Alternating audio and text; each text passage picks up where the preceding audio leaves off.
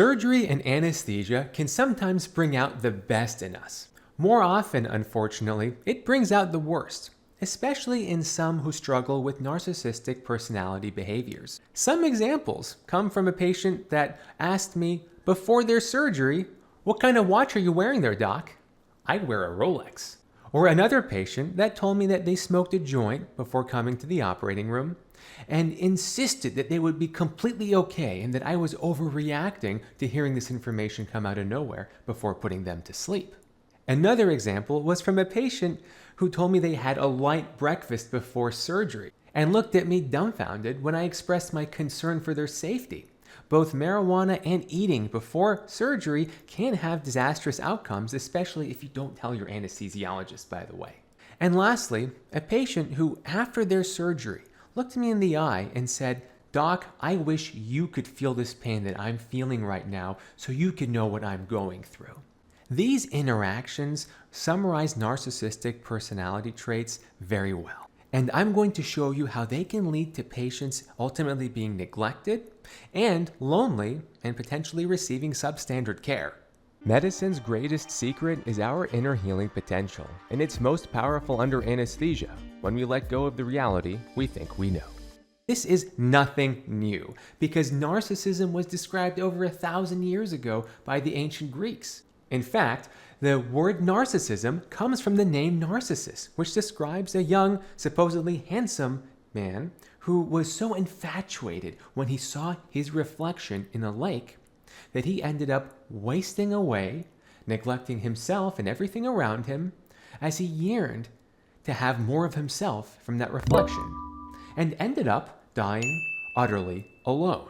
It's also interesting that our word for narcotic, referring to numbing medications like painkillers, numbing the very real physical and psychological pain from neglect and loneliness, may also come from the same word, NARC, from narcissist, turning into NARC or NARK for narcotic. And this shows up in the present-day operating room as well. However, the stakes are higher under the stress of surgery, and these personality traits become exaggerated from the effects of anesthesia, because anesthesia modulates your frontal cortex. It literally turns off what we call the executive function, the inhibitory functions that your brain ordinarily employs so that you don't embarrass yourself in public.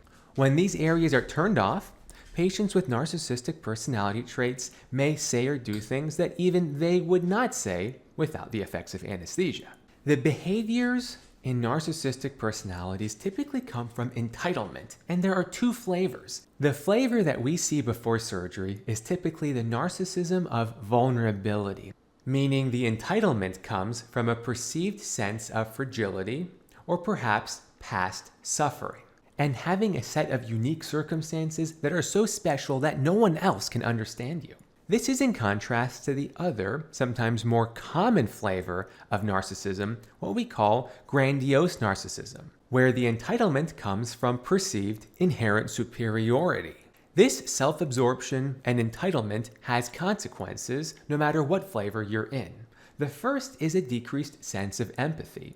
Empathy means your connection to others, and when you are so entitled and self-absorbed with your own circumstances, those that elevate you above others, or bring you below others in unique ways, one tends to lose their sense of compassion and empathy for those around them, just like Narcissus did thousands and thousands of years ago. And it didn't work out well for him. It ultimately led to him neglecting himself and his environment. There is also an incredibly heightened sense of need for external validation, this constant seeking validation from others to generate their self-worth. This makes them sensitive to criticism, and this can also lead to black and white thinking, or all or nothing thinking, a very common cognitive distortion. I'm always good at this. I'm never good enough to do that. All or nothing, black and white, right? This also lends itself to manipulation, often in the form of blame shifting, like it's not my fault, or gaslighting, just like what those patients earlier were telling me.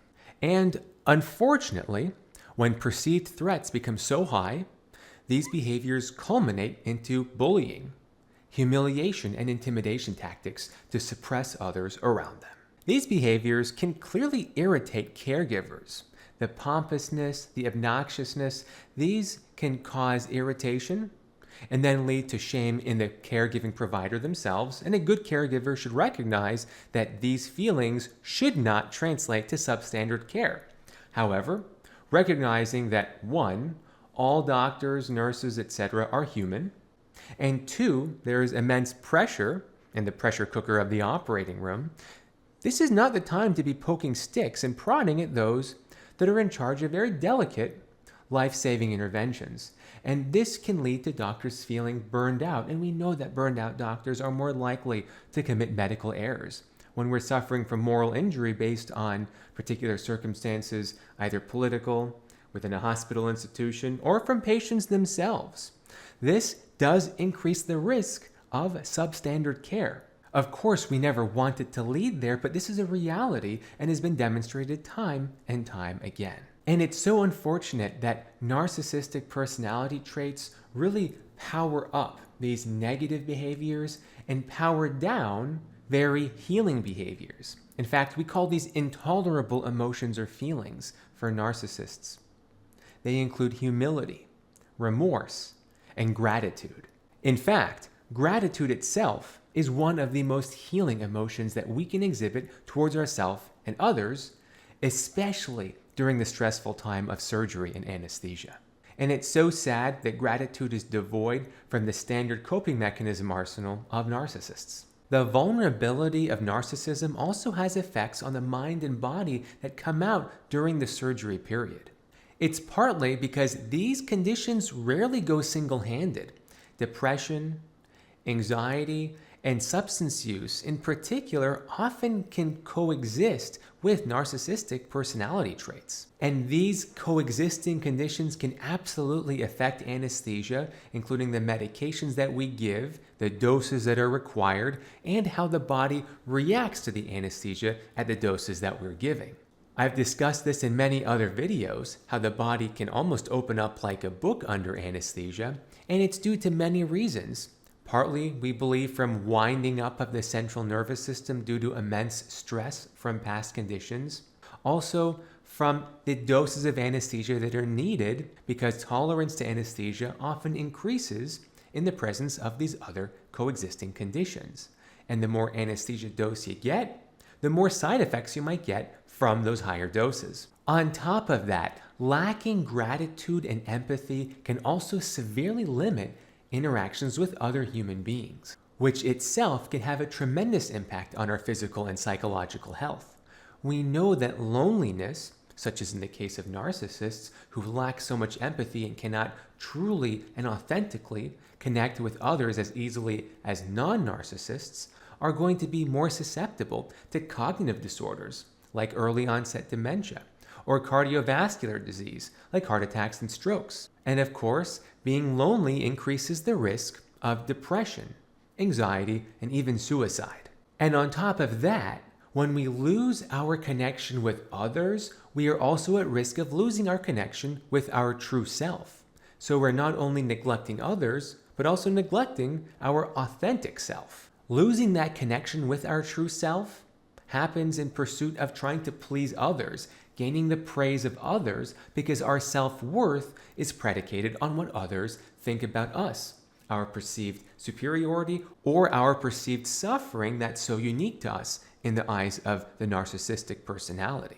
The Greeks recognized this thousands of years ago in the story of Narcissus himself, who died neglecting himself, his environment, and dying alone. In the hospital, it's still similar. When these negative human interactions are repeated over and over again, is this laying the stage for healing interactions with our caregivers and healers?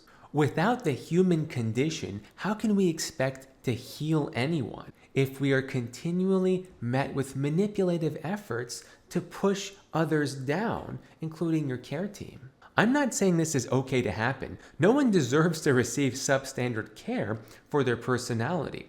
However, there are realities of the environments that we build around us based on how we treat other people that invariably seep into our connection with those other people. The behaviors that narcissists employ time and time again can often be understood through the lens of understanding shame and envy. And we'll break down those examples I shared with you earlier through the lens of shame and envy. Remember, shame is different than guilt because guilt is when you feel bad for something that you have done, whereas shame is when you feel bad because you have changed in the eyes of others. It's like your reputation has taken a hit.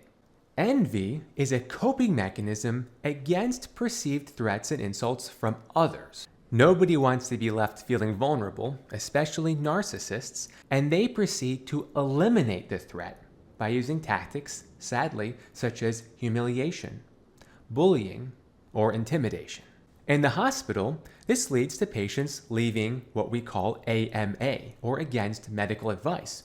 Because when doctors can't figure out what's wrong with their special needs, they will check themselves out of the hospital against medical advice. They may also employ doctor shopping, once again because doctors can't connect with them and understand their specific unique circumstances. Of course, we do need to recognize that patients are individual and need to be treated as such. Cookie-cutter approaches to medicine rarely turn out well for patients. However, this is different to the extreme individuality and entitlement that narcissists pull this towards. It's no longer about the individual patient and their needs, but about entitlement and proving superiority over others, either superior in their positive aspects or superior in their negative, unique aspects. So in the case of the patient that flashed their Rolex at me instead of my free Samsung watch, what was going on? That patient likely perceived a threat to their status. I'm a doctor, perhaps they perceived that I'm looking down on them before surgery. The reflexive response of a narcissist is to view that as a threat and try to eliminate that threat by putting it down, intimidating or bullying. How about those patients that wanted to downplay the fact that they had used drugs before surgery or had eaten before surgery? Even though these can lead to disastrous consequences for the patient, they were sensitive to criticism. Remember how sensitive narcissists are to criticism, anything that threatens their perceived sense of superiority over others, and how dependent they are on validation from others. Their response to that criticism was the knee-jerk reflexive response of manipulation in the form of gaslighting or normalizing. I've always eaten before surgeries. Nothing has ever gone wrong. It was just one puff from the joint. Why do you care so much, doctor? You see how they're trying to manipulate me to me thinking there's something wrong with my concern so that they can try to avoid the criticism that they're potentially receiving. And how about that patient that wished that others could suffer to be able to feel their pain? That's the classic narcissism of vulnerability, where their entitlement is due to their suffering, and they want others to suffer with them so that they don't need to feel less than anyone else. Or perhaps they want to manipulate the caregivers to getting more pain medications. I can't pretend to know all the reasons for why, but it's a very clear reflexive tactic that everyone is potentially vulnerable to, but we see classically in the narcissistic personality traits. Now, it is important to remember that some of these traits can be protective and beneficial.